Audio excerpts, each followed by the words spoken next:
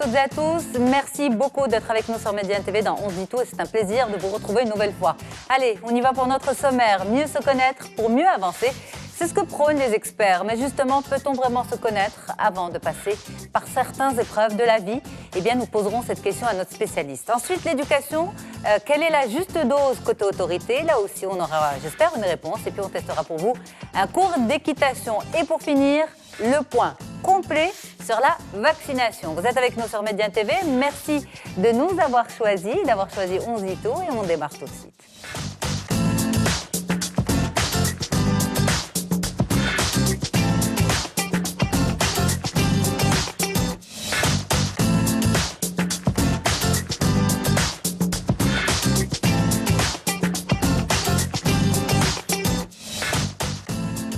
Et donc nous sommes ensemble, je suis bien installée, j'ai le plaisir et l'honneur de recevoir différentes spécialistes aujourd'hui. Je suis avec Dr Nada Bougrine, vous êtes pédiatre homéopathe et avec vous le point sur la vaccination. Bonjour docteur. Bonjour Yasmine. Merci beaucoup d'être là. Beaucoup de questions et d'interrogations de la part des parents que nous allons vous transmettre justement et de la part aussi des parents que nous sommes sur ce plateau. Merci docteur d'être là. Coach Leila Naïm, merci beaucoup d'être avec nous. Merci. Avec vous, ce sujet, peut-on vraiment se connaître avant de passer par les épreuves de la vie, surtout que vous avez écrit un article destiné aux jeunes étudiants. Donc on va voir si c'est possible ou pas et si c'est oui, comment on peut bien se connaître. Vous êtes coach et sociologue, je le rappelle. Et puis à vos côtés, une psy, Rita Alami, merci beaucoup d'être avec nous. Vous êtes psychologue clinicienne, présidente de l'Association marocaine de psychologie de l'enfant et de l'adolescent. C'est bien ça? C'est ça. C'est ça, super. Avec vous, justement, la bonne dose côté autorité avec les enfants, c'est ce qu'on appelle l'autorité positive. Alors, comment peut-on être autoritaire et en même temps rajouter l'adjectif positif? Eh bien, nous allons essayer d'en savoir un peu plus avec vous. Ça va nous aider dans l'éducation et le quotidien avec nos enfants. Et celui qui est déjà à l'extérieur pour s'atteler à son cheval, c'est Atman qui testera pour nous un cours d'équitation. On aura le plaisir de le regarder tout à l'heure. Merci mesdames, merci beaucoup d'être là, c'est un plaisir de vous avoir. Très bon dimanche à tous. On y va, sans plus tarder, c'est tout de suite.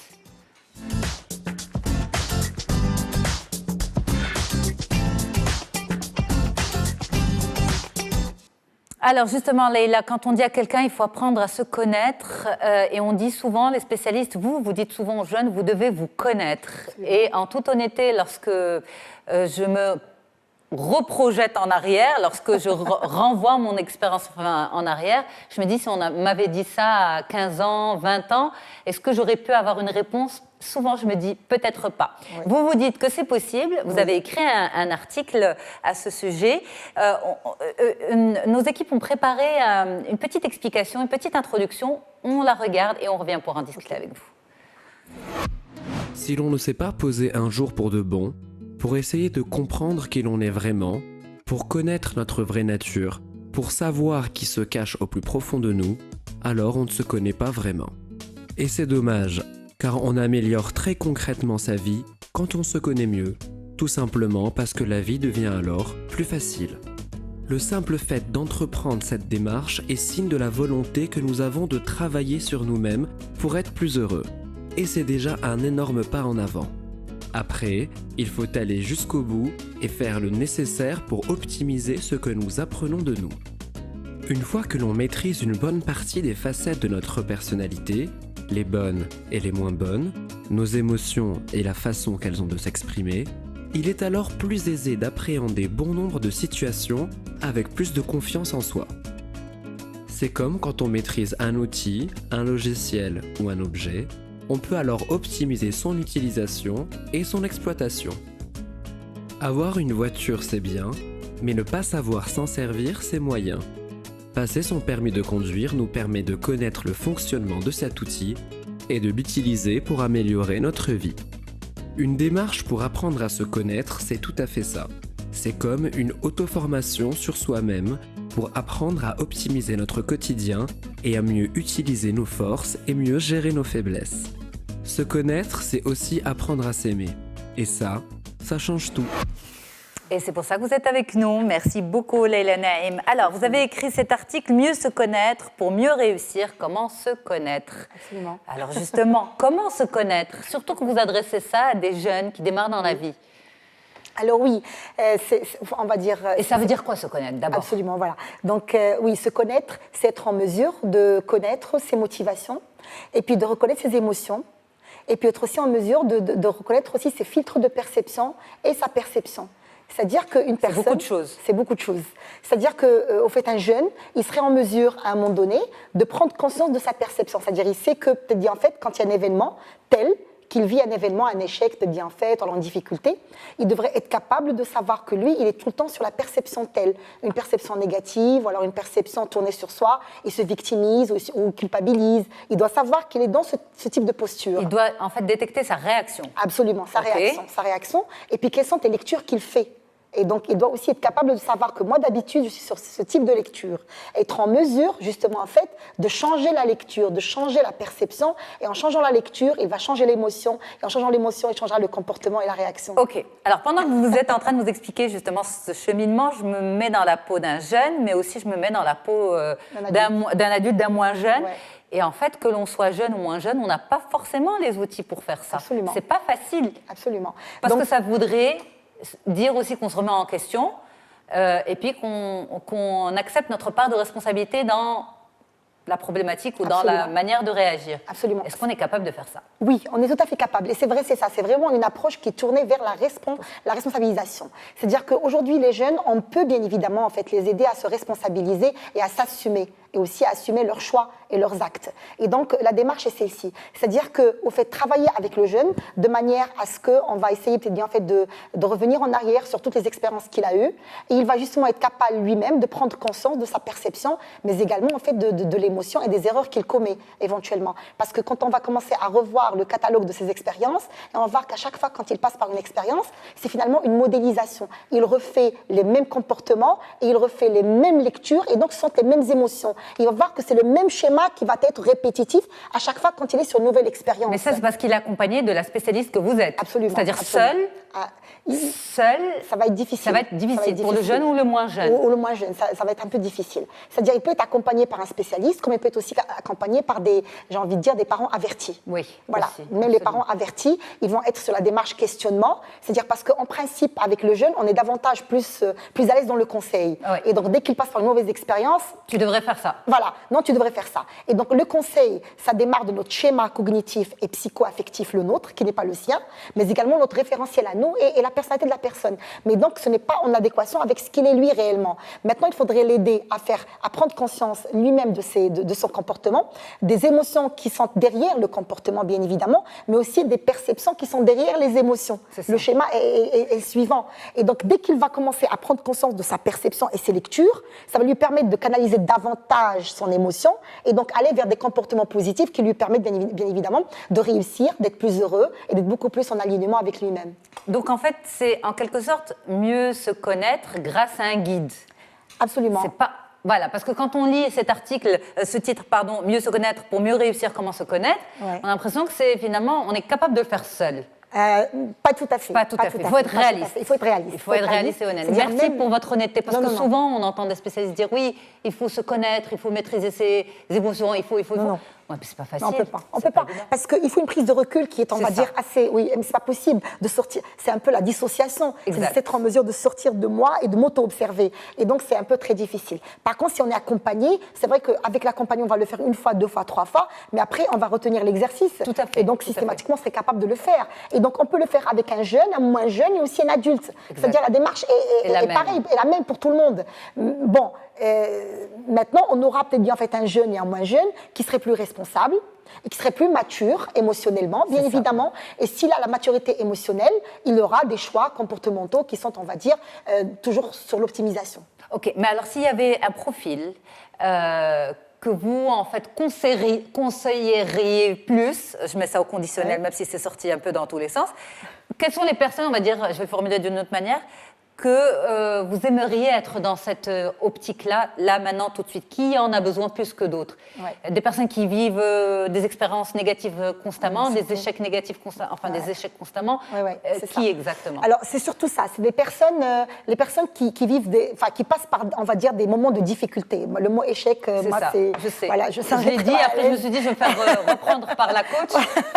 Non, mais c'est plutôt des difficultés. C'est-à-dire, les personnes qui passent par des difficultés, c'est qu'il y a certainement un mauvais modèle quelque part, il y a un programme quelque part. C'est franchement une question de modélisation, c'est-à-dire qu'il y a un schéma, comme je dis, il y a un schéma émotionnel qui a été mis en place et qui a pris la forme d'un ancrage, et ce schéma émotionnel, il se répète, et quand il se répète, le stimulus, l'émotion, la réponse, le comportement. Et c'est vraiment ça, stimulus-réponse. Donc il suffit bien évidemment de s'arrêter, et puis de prendre conscience finalement en fait de ce moteur, de ce driver émotionnel qui crée finalement ce comportement-là. Et dès que la prise de conscience elle est là, le changement il se met en place. Ça me donne une idée de sujet et je vous le propose là comme ça en direct avec les téléspectateurs et vous me dites si ça vous convient. Vous parlez de modélisation justement et puisque j'imagine que ça vient par une forme de structuration d'éducation des enfants. Absolument. Est-ce qu'on peut imaginer un sujet autour de comment être les bons modèles pour les enfants, sans vouloir en faire une émission, on va dire, bisounours ou philosophique. Oui. Mais voilà, concrètement, comment donner ce bon modèle aux enfants? Absolument. Bien sûr qu'on peut le faire. On peut? Super. Alors, on le note pour la prochaine fois. Tiens, j'ai un sujet. Alors, justement, Leila Naïm, réaction des personnes présentes avec nous. Docteur Nada Bougrine, vous vous retrouvez un petit peu dans ce sujet? Ça me parle beaucoup. C'est important. Alors, justement, je vous pose la question. Est-ce qu'à 20 ans, je sais que vous en avez 21 maintenant, mais est-ce qu'à 20 ans, vous connaissiez suffisamment comme vous vous connaissez maintenant? Non, pas du tout. Elle a parfaitement raison. C'est vraiment sur le tard qu'il y a une prise de conscience, effectivement. Aussi beaucoup de lecture. C'est vrai que si on s'intéresse à la chose, on peut apprendre énormément de choses avec la lecture. Mais c'est vrai que c'est beaucoup plus simple de se faire accompagner. On va gagner du temps, on va dire. Ça, on gagne du temps. Mais justement, Rita Alami, ça vous choque quand on dit aux jeunes, et vous êtes psychologue justement, vous devez vous connaître sans qu'on leur donne d'outils, comme si se connaître, c'était en fait quelque chose de complètement naturel. Et en fait, si vous ne vous connaissez pas, c'est presque, en fait, vous êtes un peu bête. C'est ça. Vous n'avez pas encore grandi, vous ne connaissez pas, vous êtes un peu loin de la réalité. Parce que c'est justement ce qui est loin de la réalité, c'est de leur dire, vous devez vous connaître. D'abord, pourquoi le devoir? Il faut qu'il y ait le désir de se connaître. Et se connaître, ça passe vraiment par un accompagnement, soit un coach, soit un thérapeute, un analyste, mais quelqu'un qui a l'habitude justement d'aider les jeunes à aller de l'avant, parce que ça n'est pas facile. Se connaître, ça passe par connaître son histoire de vie, être capable de l'interpréter, de l'analyser convenablement, de connaître ses blocages, d'aller aussi sur les objectifs de vie. Enfin, c'est quand même, c'est un travail. Mais même pour un adulte, en fait, on a beau avoir grandi, gagné en âge, mais ça ne veut pas forcément dire qu'on sait comment on va réagir face à toutes les situations de la vie. Il y a des choses qui viennent nous remuer, nous secouer, et on ne s'attendait pas, peut-être même parfois, à avoir telle ou telle réaction.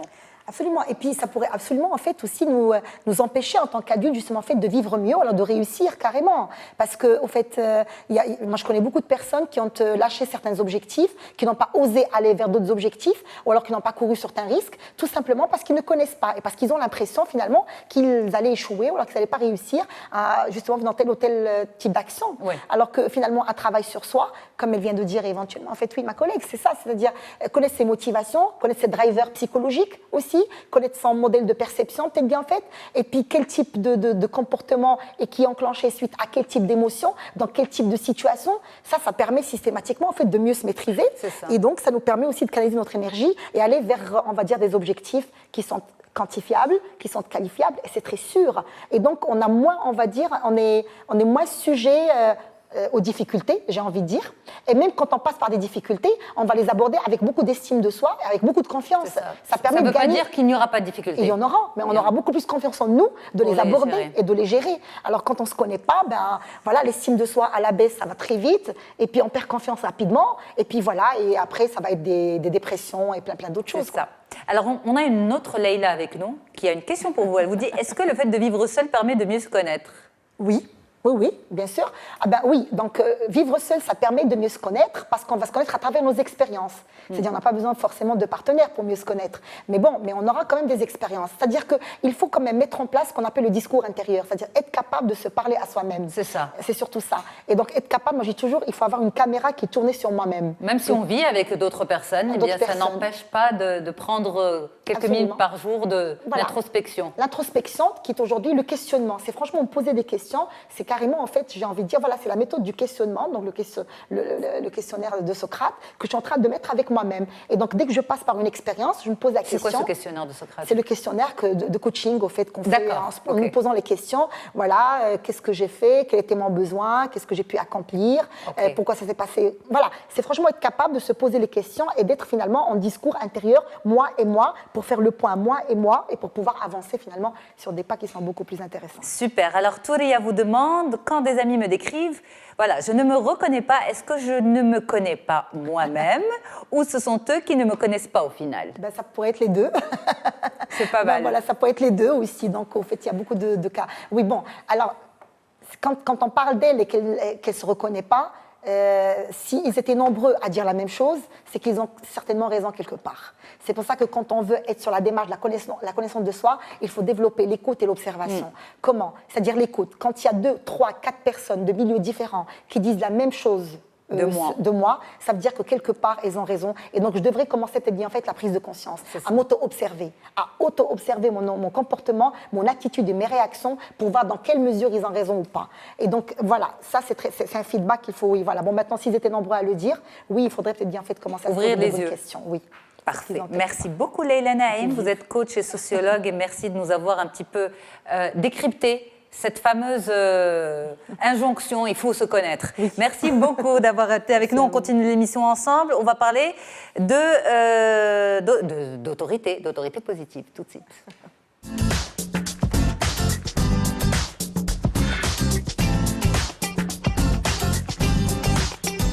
Rita Alami, merci beaucoup d'être là. Vous êtes psychologue clinicienne et avec vous, cette histoire d'autorité. Alors, qu'en pensent les parents? Est-ce qu'on peut avoir de l'autorité et en même temps que ce soit constructif et positif?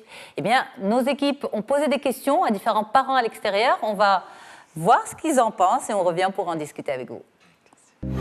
Oui, l'éducation est très importante, hein, déjà pour l'avenir des enfants et aussi pour être veillant, c'est tout dépend. Parce que si on est déjà soi-même éduqué ou pas, il vaut mieux être autoritaire et tendre. On ne peut pas être autoritaire, positif ou négatif. Si on est autoritaire, on impose son point de vue. De nos jours, les jeunes mamans utilisent ce concept, mais à l'ancienne, non. Je ne suis pas très sévère et je ne suis pas très gentille. Je prends le bâton du milieu. Alors justement, d'abord, cette appellation, cette expression d'autorité positive, qu'est-ce que ça veut dire?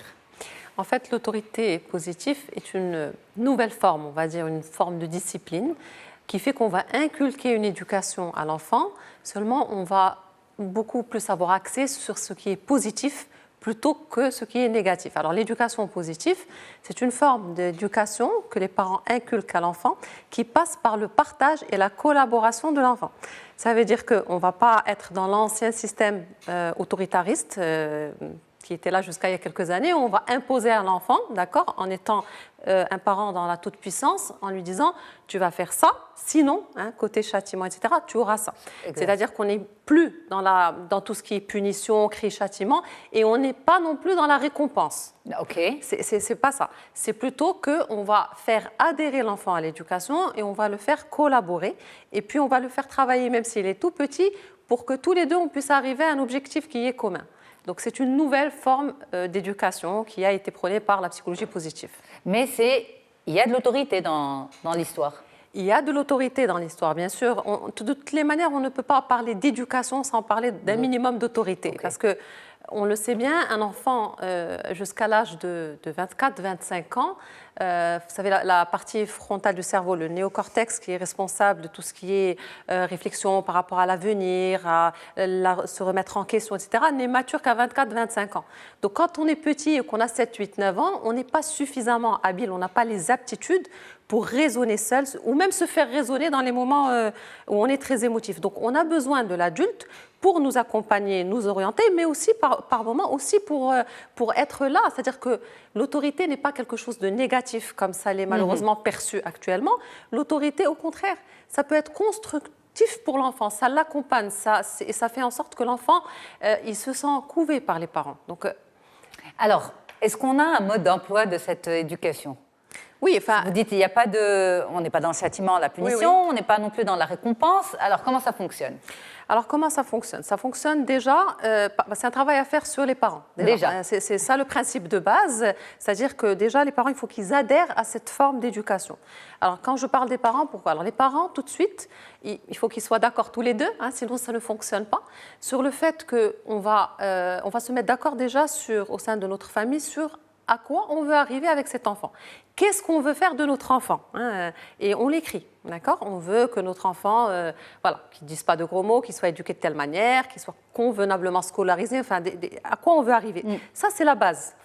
Et c'est des choses souvent qui ne se font pas. C'est vrai. Voilà. Alors, deuxième des choses... C'est pas énoncé clairement. C'est pas énoncé clairement, et sachant que chacun a son histoire de vie. Les parents, oui, ils sont mariés, mais ils ont chacun une histoire de vie derrière, ils ont un modèle éducatif, ils ont des schémas, ils ont leur distorsion cognitive, ils ont leur façon de voir les choses. Donc déjà, il faut que les parents puissent se mettre d'accord sur, nous, comment on veut éduquer nos enfants. Ça, c'est très, très important. Ensuite, la deuxième des choses, c'est que toute l'éducation de l'enfant va se baser sur encourager l'enfant et plutôt se fixer et donner beaucoup d'importance à tout ce qui est comportement, je ne vais pas dire positif, je dirais comportement convenable.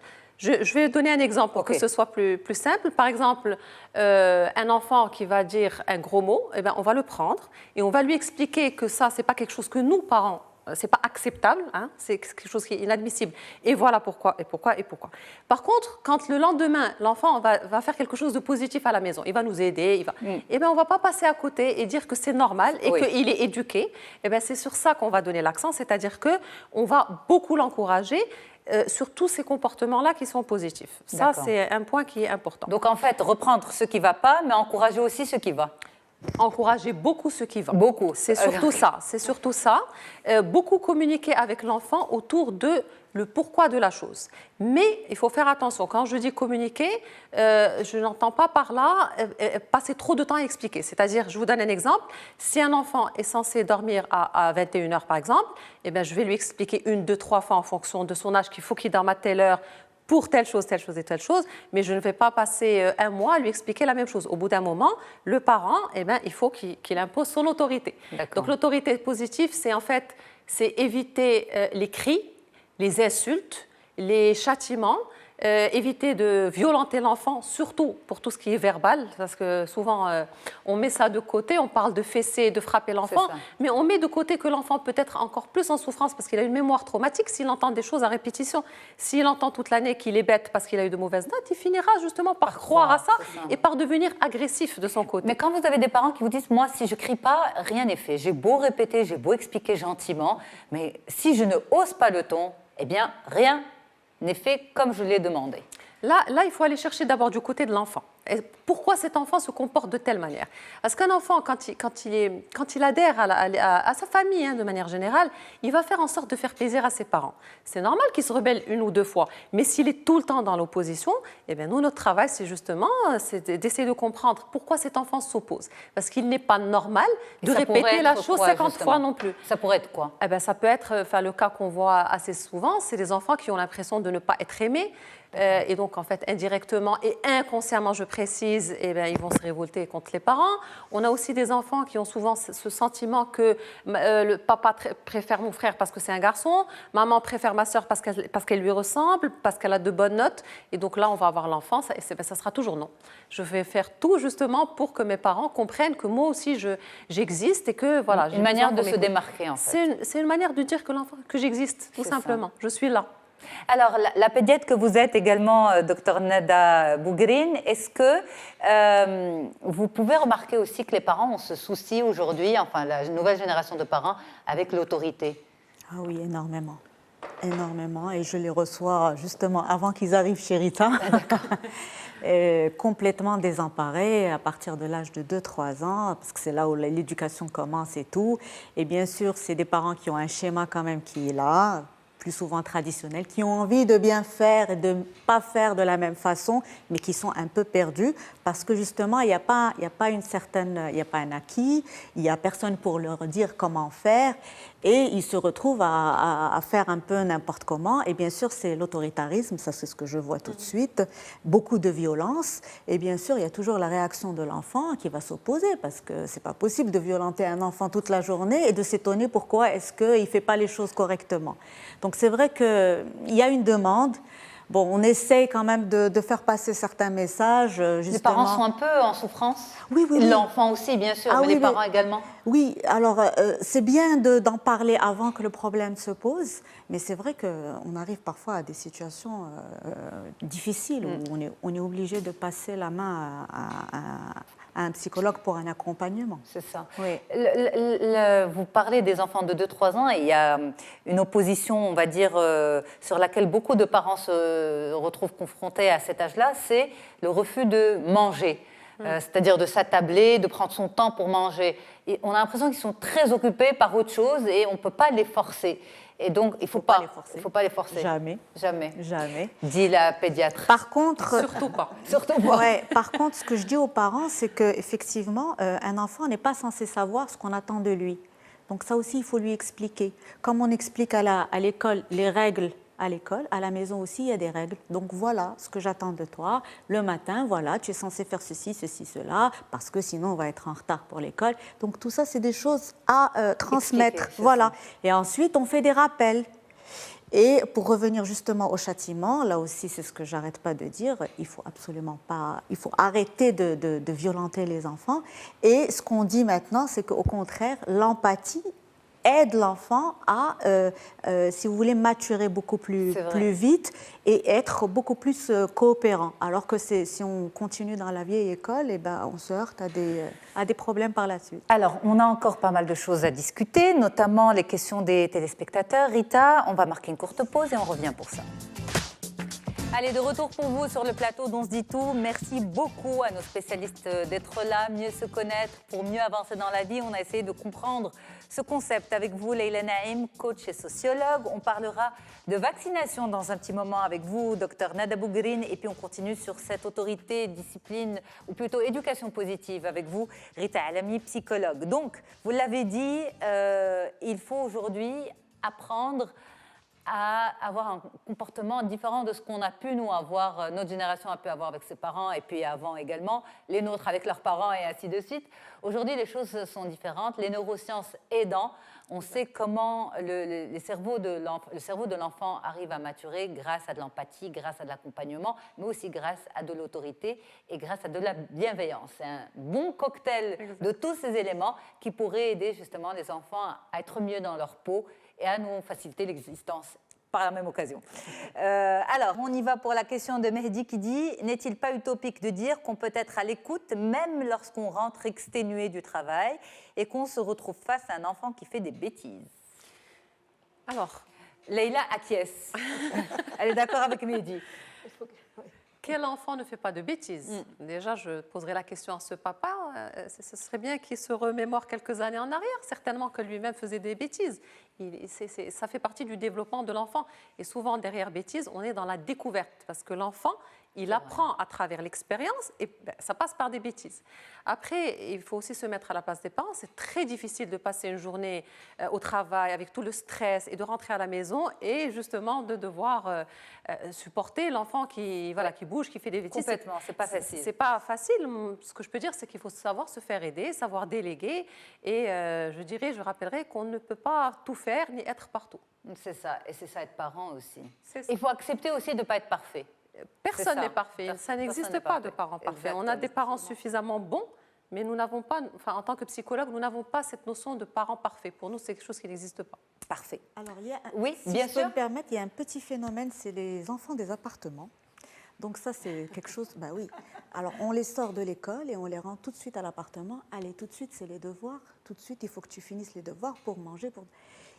L'enfant, après avoir passé une journée à l'école, a besoin de se dépenser. On les retrouve comme vraiment des boules de nerfs.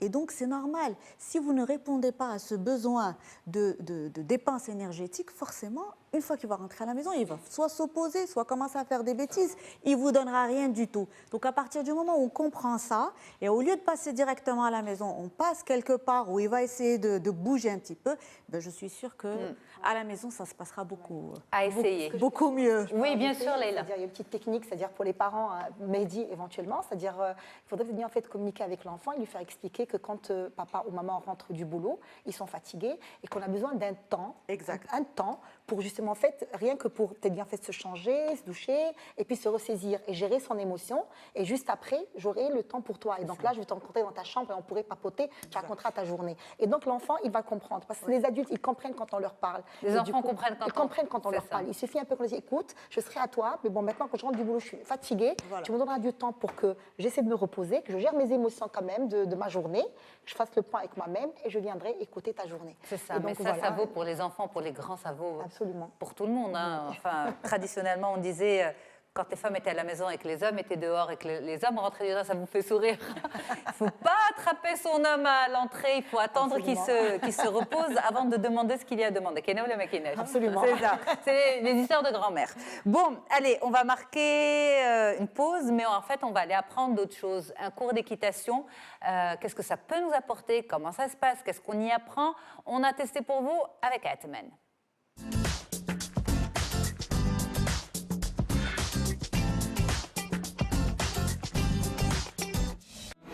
Depuis plus de 90 ans, le club de l'étrier de Casablanca a fait grandir des cavaliers marocains qui ont su s'imposer sur la scène nationale et internationale en remportant des prix aussi prestigieux les uns que les autres.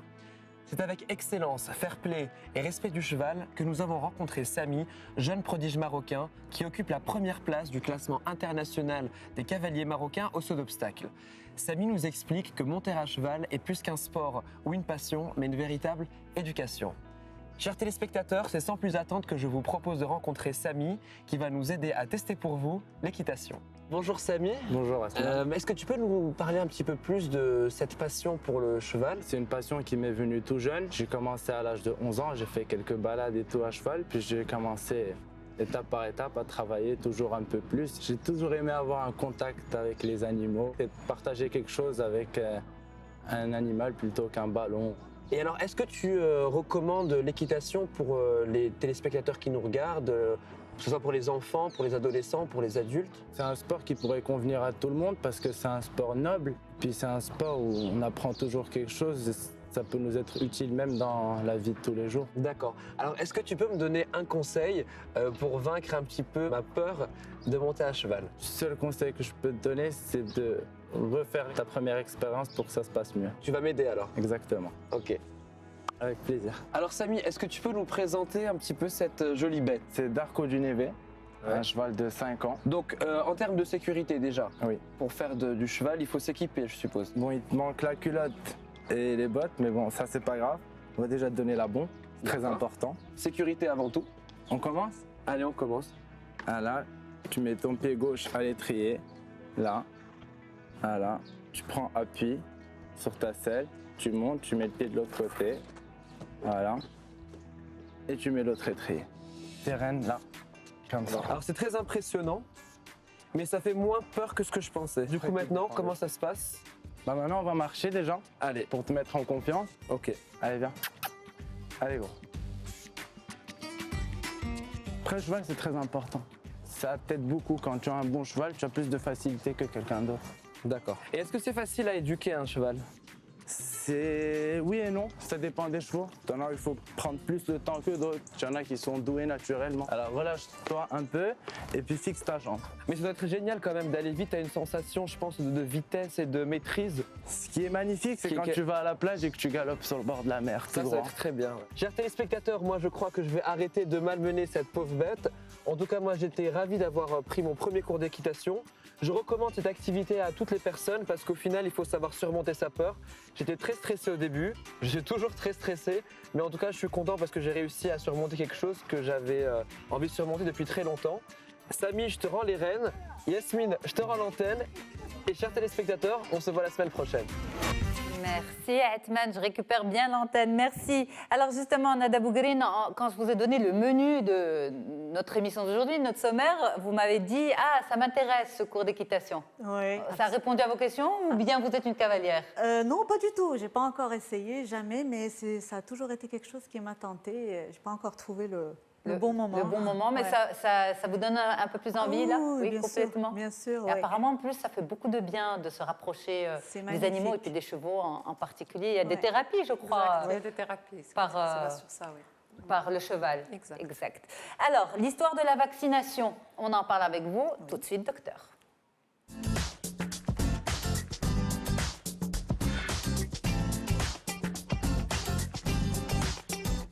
Merci beaucoup d'être avec nous, docteur Nada Bougrine. Vous êtes pédiatre homéopathe. D'abord, avant d'aller sur le reportage réalisé par nos équipes, homéopathe et pédiatre, est-ce que ça va bien ensemble? Médecine, on va dire conventionnelle et homéopathie. C'est parfait, ça s'associe bien? Ah oui, absolument, parce que de plus en plus, chez les enfants, on a énormément de médicaments qui ont été retirés du marché, donc notamment chez les moins de 2 ans, et donc on s'est retrouvé à n'avoir rien du tout sous la main. Donc l'homéopathie, ma formation a été juste magnifique pour répondre justement à ce besoin. D'accord. Oui. Ça aide les parents. Ah oui, absolument. Et on ne passe pas trop par les antibiotiques. Non. C'est la hantise des pédiatres et des parents. Voilà, Exactement. Ça fait plaisir à tout le monde. Ça fait plaisir à tout le monde.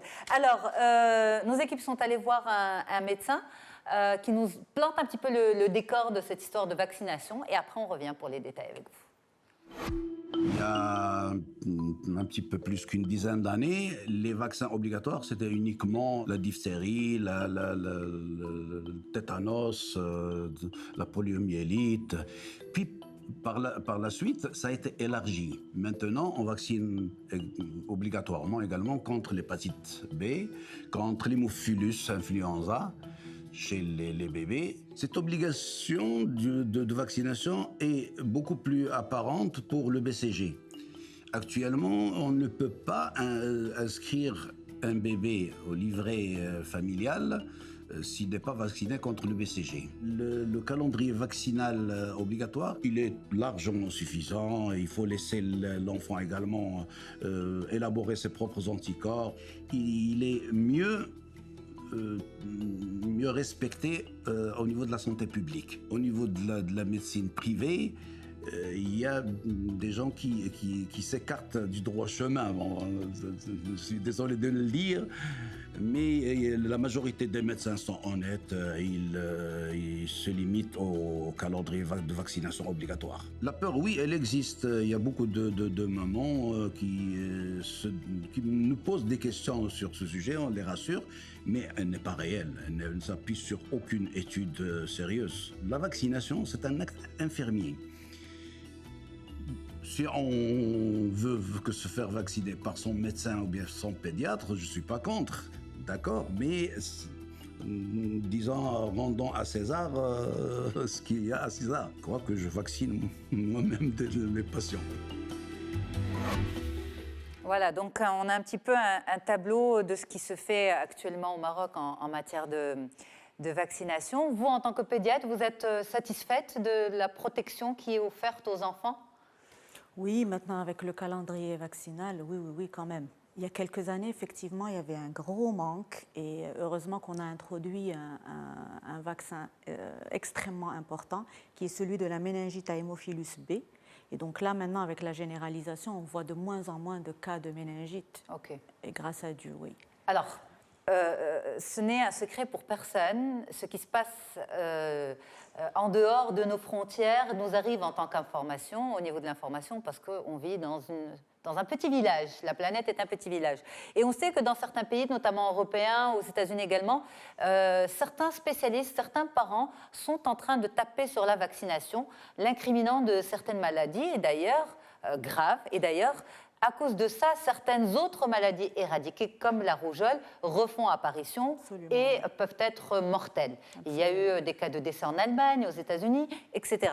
Donc, nous, les parents, aujourd'hui, on va dire, il n'y a pas eu de véritable débat au niveau des médias, ni entre parents, ni entre spécialistes. Mais on a entendu ça, parce que ça se passe chez les autres. Et on se dit, ben, si les autres sont concernés, est-ce que c'est la même chose chez nous? Est-ce que les vaccins sont responsables de maladies graves, telles que l'autisme, telles que la sclérose en plaques, telles que le diabète? Est-ce que, quand on vaccine son enfant, est-ce qu'en quelque sorte, on le confronte à un danger? Absolument. On l'expose à un danger? Absolument pas. Alors justement, effectivement, il y a eu des courants anti-vaccination et à la suite de ça, il y a eu une baisse de couverture vaccinale qui a vraiment pénalisé les enfants. Il y a eu une réapparition. Au Maroc notamment? Au Maroc, non. Dieu ouais. merci, non. Mais en Europe, effectivement, il y a eu une flambée des épidémies de rougeole qui étaient dévastatrices, réapparition de la diphtérie alors qu'on n'en avait plus du tout, justement à cause de ces courants. Alors, qu'est-ce qui se passe aujourd'hui? La peur des vaccins a toujours existé, d'accord? Mais là, aujourd'hui, il y a Internet. Internet, il suffit qu'il y ait un buzz aujourd'hui pour que toute la planète soit alertée, d'accord? Et le problème, c'est qu'après, quand il y a des démentis, on se rappelle que du buzz initial. On se dit, il n'y a pas de fumée sans feu. Voilà. Justement, l'article qui a fait qui a répandu la rumeur de l'autisme, c'était un article qui est apparu dans une revue. Et par la suite, il s'est avéré qu'il y a eu plein d'erreurs dans cette étude-là. Et donc, ça a été retiré de cet article-là. Mais le mal était déjà fait. Donc là aussi, même la lecture des articles, il y a des spécialistes et des experts pour analyser les articles scientifiques et pour dire celui-là est valable et pas celui-là. D'accord? Mais en tout cas, à l'heure actuelle, on est formel. L'OMS est formelle, les vaccins qui sont disponibles et qui sont dans les calendriers vaccinaux, il n'y a aucun risque. Au contraire, le fait de ne pas se faire vacciner, c'est là où on fait courir un risque à nos enfants. Et justement, on ne parle pas assez de ces maladies qui sont dans le calendrier vaccinal et les dégâts qu'ils risquent de faire si on ne se fait pas vacciner. Donc c'est ce qu'on essaie d'expliquer aux parents quand il y a vraiment cette demande-là et cette peur qui est exprimée, parce que très souvent, c'est une ignorance. Donc, une fois qu'on donne l'information, qu'on explique un petit peu les choses, on protège leurs enfants contre quoi, en général, il n'y a pas de problème. Bien sûr... c'est des interrogations que vous recevez en cabinet? Est-ce que vous avez des parents qui viennent? Oui, cette histoire d'autisme, ça revient, bien sûr que ça revient.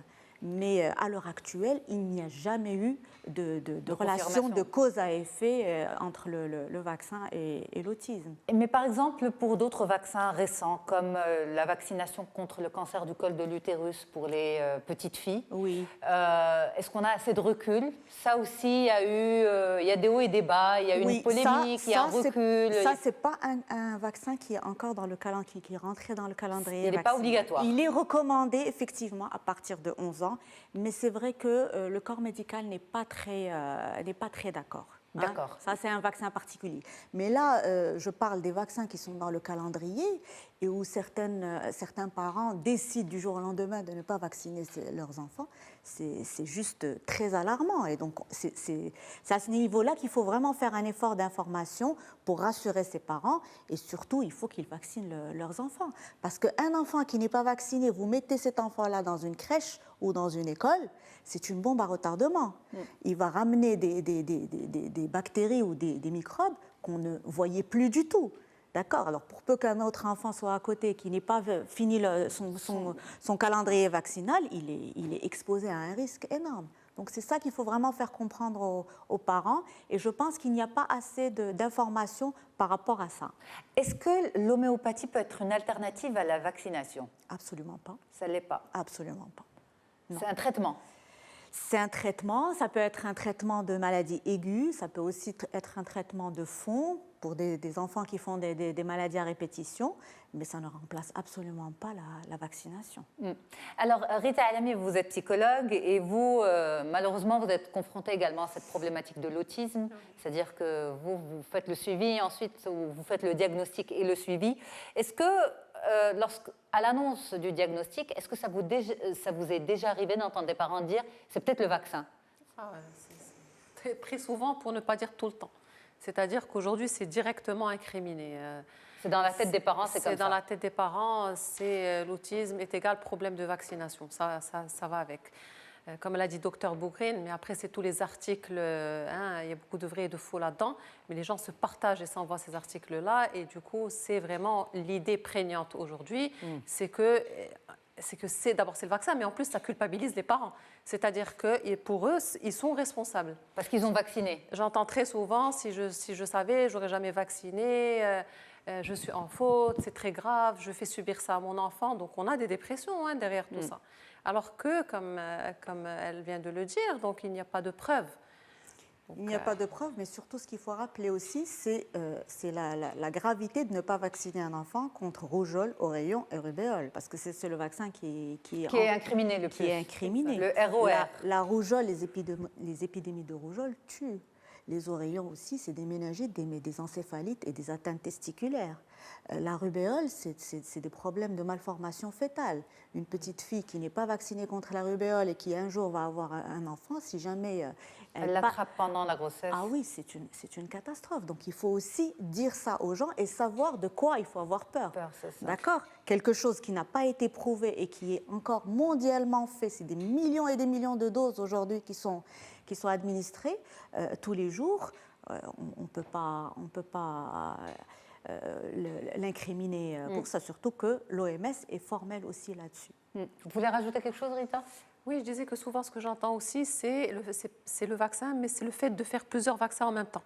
C'est ça qui revient. C'est-à-dire qu'on me dit, oui, mais si on avait fait les vaccins séparément, c'est-à-dire qu'on avait laissé un laps de temps, on n'en serait pas là. Donc j'en profite pour lui poser la question. Ah non, absolument pas. De toute façon, le ROR ou l'équivalent, c'est un vaccin qui est fait seul. Il n'est pas fait en même temps que d'autres vaccins. Les autres vaccins qu'on fait en même temps, c'est lors des 6 premiers mois et c'est capital parce que c'est la période à laquelle l'enfant est le plus vulnérable. Donc on essaie de donner le maximum de doses pendant cette période-là pour le protéger, d'accord ? Pour qu'une fois qu'il n'a plus d'anticorps, qu'il soit au moins protégé contre des maladies qui sont graves. Et les études d'innocuité ont été faites, il n'y a aucun problème. L'organisme est capable d'avoir tous ces vaccins en même temps. Puis je pense qu'il n'y a qu'un seul rendez-vous où on a beaucoup de vaccins. Les autres, c'est toujours un seul vaccin. D'accord. Merci beaucoup, docteur. Alors, les questions des parents. On a Elias qui vous dit pourquoi vacciner contre des maladies qui ont pratiquement disparu de notre pays ? Eh bien voilà. La réponse, elle est dans la question. Dans ce qui s'est passé en Europe. Dès qu'il y a eu une baisse de couverture vaccinale, eh bien, les virus, ils sont réapparus. Ce n'est pas parce qu'on ne voit plus de cas que les virus ont disparu. Ils sont toujours là. Bon, la variole, heureusement, elle a disparu depuis bien longtemps. Le vaccin a disparu aussi. La polio n'a pas encore complètement disparu. Il y a encore quelques cas. Donc, tant que ça n'a pas complètement disparu du monde, il est impératif de continuer à vacciner. Autre question, quelle est la différence entre un rappel et une deuxième dose ?